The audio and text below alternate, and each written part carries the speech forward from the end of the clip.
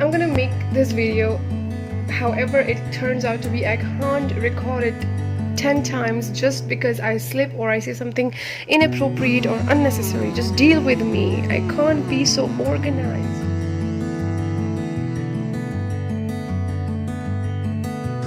Hi everyone and welcome back to my channel. As you can see, the background is different. It's because I have decided to make my review videos here and let you guys have a look at my teeny tiny book collection. First of all, I want to apologize for not posting a review for a very long time. It's because I have been involved in some shit that I couldn't deal with, and so today I'm back again with another book review. So the book that I'm going to talk about today is The Picture of Dorian Gray by Oscar Wilde. Experience with this book has been really nice. It was simple, easy, and smooth. The thought develops really beautifully, and you don't lose interest in this book. Every now and then there are really beautiful dialogues and you would enjoy it, and the different characters that develop in here, you would love how they develop and how they portray themselves through their dialogues and all. The setting of this novel is London in the 1800s, or you can say the Victorian age. So Oscar Wilde belonged to the Victorian age, and he was an Irish writer and poet, and he's known specifically for this very novel. It is his best work. The first 10 chapters of this book cover a span of about 1 month after the portrait is made, and the last 10 chapters cover a span of about 18 whole years. Talk about the characters. The first character that I want to talk about is Dorian Gray, and then Basil Hallward, Lord Henry, and Sibyl. So let's talk about the characters. The first and most important character is Dorian Gray himself. He is this innocent and young man. He is easily annoyed and is kind of spoiled. He is very, very handsome and young. The second character that I want to talk about is Lord Henry. He is kind of very intelligent, confident, and manipulative man. He has this commanding presence, and he likes to manipulate people and play with their minds and that sort of a thing. He's kind of judgmental, and he speaks in aphorisms.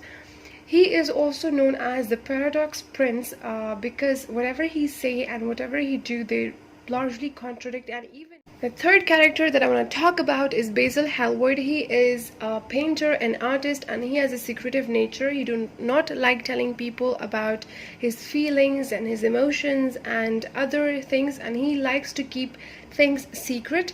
He is at times jealous when it comes to Dorian Gray because he has this immense affection and adoration for him. And beside that, he is a really good character in this novel. The fourth character that I want to talk about is Sibyl. She is this young actress, very talented and very young. She is very beautiful and she has this lively personality. So these are the four main characters that I would be talking about in this review because they are important and the rest of them are not. To its summary, I'm not going to spoil each and everything for you guys. It's just that I will give you guys a timeline so you would understand what happens, and it's really important I do so because I have to talk about its theme and its symbolism and other things. So I need to tell you guys at least something about this novel. So what happens that we have this young character, Dorian Gray. He comes to London having a lot of fortune. He is soon friends with these other two characters. One is Basil Hallward and the second is Lord Henry. Basil is a very good man, and he paints a portrait of Dorian Gray because he finds him really amazing and really charismatic, really beautiful, and he adores him. So when the portrait is completed and Dorian looked at himself in the portrait, he's struck with awe. He's struck with the beauty that he carries and and then we have another character, Lord Henry. Lord Henry is kind of an evil man and he is manipulating and all that. वो क्या करता है कि वो Dorian के young and innocent mind को manipulate करता है अपने words के साथ में. तो वो जब वो when Dorian look at himself in the portrait, he unconsciously pray that and wishes that he never age and he never lose the beauty that he has at that moment, and whatever bad should happen to him should fall on the portrait. मतलब वो कुछ भी बुरा करे, कुछ भी उसके साथ हो, तो the portrait should bear the burden of the soul of everything instead of himself. And afterwards we see that Lord Henry manipulate this young man, and he teach him a lot of philosophy and doctrine that he should pursue the pleasures of the world, because when Dorian look at his portrait, he is kind of struck with his beauty, and he cannot believe the fact that he is such a beautiful creation of the god, and his eyes are full of tears, and he prays unconsciously that the portrait should bear the burden of his age and everything. And that is the very crucial moment, क्योंकि उसी moment के around ये पूरा novel जो है वो revolve करता है, and that prayer is something which gives significance to the portrait. How sad it is! I shall grow old and horrible and dreadful, but this picture will remain always young. It will never be older than this particular day of June. If it were only the other way, if it were I who was to be always young and the picture that was to grow old, for that I would give everything. Yes, there is nothing in the world I would not give. I would give my soul for that. And this is the time, this is the prayer that he utter unconsciously when he sees the portrait, and the game changes afterwards. So whatever he does is reflected in the portrait. Instead of himself, he does not age and he does not scar, he has no wrinkles and nothing. He remains that young, beautiful man as he was that day when the portrait was made, and whatever happens to his soul, it is reflected in the portrait. वो जो भी कोई बुरा काम करता है या वो कुछ भी करता है तो वो portrait में दिखाई देता है. So what happens that Basil and Dorian की जो friendship है वो ख़त्म होने लगती है. He starts distancing himself from Basil, and he gets in touch with Lord Henry. They spend most of the time together, and there are some really amazing dialogues where they talk about different things of in life and different philosophies and different things that need to be talked about. उसके बाद what happens कि Dorian falls in love with an actress, Sibyl Wayne, as I told you guys before about this character. He falls in, but his love is kind of selfish. What happens next that he leaves her for some stupid thing, and she commits suicide. Because of the fact that this girl commits suicide because of Dorian Gray, he comes home, and when he look at his portrait, there is this grin around his face and this evil look on his face. And when Dorian look at it, he's like, वो डर जाता है देख के, because the portrait is no more the same and it alters. और उसी moment पे उसको समझ आने लगता है कि उसने जो वो एक prayer किया था at a time when he saw the portrait, तो वो जो है सच होने लगता है, और वो जो भी काम करता है उसका असर उसके पोर्ट्रेट पे पड़ता है इंस्टेड ऑफ हिमसेल्फ. अगर वो एज करता है तो उसके एज के जो असरात हैं वो उसके पोर्ट्रेट पे आएंगे, नॉट ऑन हिमसेल्फ. अगर वो कोई बुरा काम करता है तो उस बुराई के जो असरात हैं, वो जो स्पॉट्स हैं, वो पोर्ट्रेट पे आएंगे, नॉट ऑन हिमसेल्फ. सो जो पोर्ट्रेट है, it in a way represent his soul and his consciousness, right. So what happens next के लॉर्ड हेनरी उसको फर्दर इन्फ्लुएंस करने के लिए उसको एक येलो बुक प्रोवाइड करता है. तो येलो बुक में जो प्रोटैगनिस्ट है वो ऑलमोस्ट डोरियन की तरह होता है. डोरियन उसमें अपने आप को देखता है. He kind of see himself in that protagonist and whatever he does in life. So that yellow book starts influencing him, and he read it day and night over and over again, and he has like about 12 copies of that book. Years and years pass, and he get himself into really bad stuff, into pleasures of life, every kind of pleasure. He goes from one thing to another and another thing to another thing, and all his life is nothing but the pursuit of different pleasures and sensations, and it's all of it is because of Lord Henry. I want guys a few of the lines or passages from this book that I really liked. So here we have a paragraph which represents Wilde's personal philosophy, and it's a monologue by Henry, yes, Lord Henry. So it says that because to influence a person is to give him one's own soul, he does not think his natural thoughts or burn with his natural passions, his virtues are not real to him. His sins, if there are such things as sins, are borrowed. He becomes an echo of someone else's music, an actor of a part that has not been written for him. The aim of life is self-development, to realize one's nature perfectly. This is what each of us is here for. People are afraid of themselves nowadays. They have forgotten the highest of all duties, the duty that one owes to oneself. Of course, they are charitable, they feed the hungry and clothe the beggar, but their own souls starve and are naked. Courage has gone out of our race. Perhaps we never really had it. The terror of society, which is the basis of morals, the terror of God, which is the secret of religion, these are the two things that govern us. I believe that if one man were to live out his life fully and completely, were to give form to every feeling, expression to every thought, and reality to every dream, I believe that the world would gain such a fresh impulse of joy that we would forget all the melodies of medievalism and return to Hellenic ideal, to something finer, richer than the Hellenic ideal it may be. But the bravest man amongst us is afraid of himself. This is the time when Henry tells Dorian Gray to pursue pleasure all his life, and to go for things that are considered a taboo or bad in that time. Let's go at the major and minor themes that we have in this novel.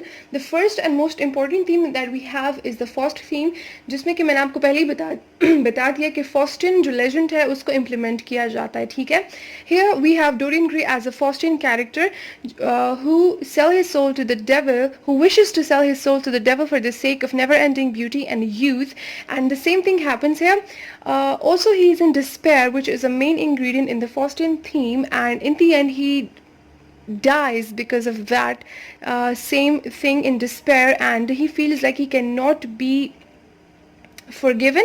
And the second most important theme that we have in here is the fleeting nature of beauty, how beauty flies away and how you cannot stop yourself from losing the beauty, and how the people of this world are afraid to lose their beauty because they feel like beauty is the most influential thing in this world, and with beauty they can have anything they want in the world. Some of the minor themes that we have in here are the balance of body and soul, the dual nature of man, the sin and redemption, the dangers of personal influence or manipulation, the youth, the mortality, art and culture, good versus evil, the innocence, appearance, morality and ethics, transformation and friendship. We see all of these things in the novel. I'm not going to explain each one of them because I want you guys to read it for yourself and experience this beautiful thing for yourself.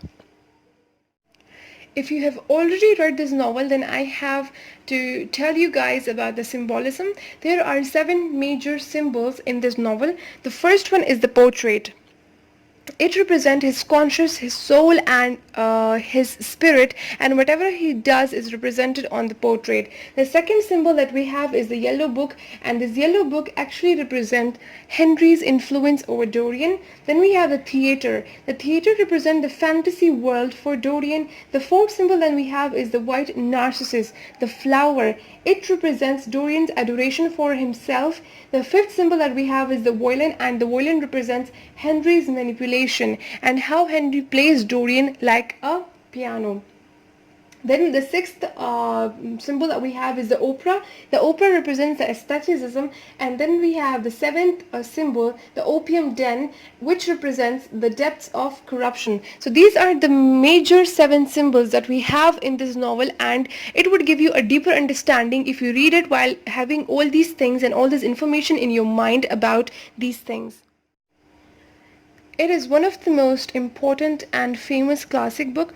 It has influenced so many modern day dramas and serials and stuff like that. For example, if you've watched the series Pennyworth, you would see the same exact concept applied there, where there's a guy, a young handsome guy who is as lively as a flower, and he has this portrait locked in a room where his real soul and his real self can be depicted. So this book has influenced so many modern day literature and modern day dramas and movies and stuff like that. If you want to watch its movie, I'll put in its link in the description box. I watched two of them. One is a very old movie where you can see the same exact plot and dialogues that we have in this book, and then we have a modern version of this novel where we have change of plot, but it's much better than the actual story. And if you want to watch it, I'll put in the links in the description box, so you can go there and check them out if you don't have time to read this book. Let's talk about character analysis or characters in terms of psychoanalysis. We can implement Freud's theories here. If you know Sigmund Freud, you would know about the three things: id, ego, and superego, right? Here, Lord Henry represents it, and he basically go for the instincts and does whatever he wants. Then we have Dorian Gray as an ego, which is more realistic and towards the reality. Then we have superego, which is the morality based thing that we have, and Basil Hallward represents superego. So these three characters actually represents these three concepts. And it also, this novel serves the reader as an example of what happens if the ego, superego, and it aren't balanced. It also shows that if we give too much power to any one of it, it will destroy us completely. Just like Dorian Gray gave a lot of power to Lord Henry, and he let him influence him in whatever way he wants, and in the end he is destroyed because of that very thing. Two of the major sources for this novel are Faust legend and Narcissus myth from Ovid's Metamorphosis. Faust legend kya hai? According to this legend, the character, he sell his soul to the devil in return for something materialistic, or it can be knowledge, it can be power, it can be beauty, and anything. So what happens in this story is that Dorian Gray sell himself to the devil for the sake of youth and beauty. So he would never age, and he would never wrinkle, he would never have a scar. So that is one source for this novel. The second source that we have is Narcissus myth from Ovid's Metamorphosis. What happens according to this myth is that we have this guy, this beautiful guy Narcissus, right? And when he see himself, his reflection in the water, he falls in love with himself. And that is the same exact thing that happens in this novel. When Dorian look at his portrait, he is struck with an awe, and he falls in love with his beauty, and he never wants it to end. So these are the two main things that we can see influencing this novel. My books in a way that जो भी important passages होते हैं तो मैं उनको mark कर लेती हूँ, and in the beginning of every chapter I write something that is the crux, or the something that is really important about it. And it's really nice to have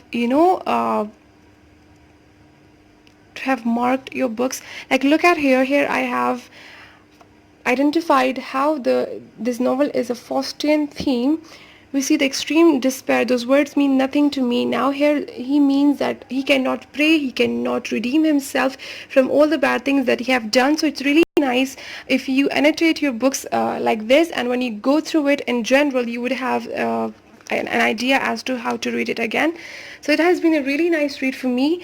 Read it if you have time. It's a really nice read, and it's gonna take about 2 to 3 days of yours. Yes, it took me 10 days because I have been involved in some other activities as well, so I couldn't give it a lot of my time. If you want to read it, you can read it in 2 days. That's it.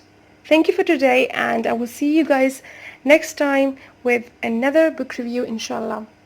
And if you want to see my book collection, there it is. See you guys next time. Allah Hafiz.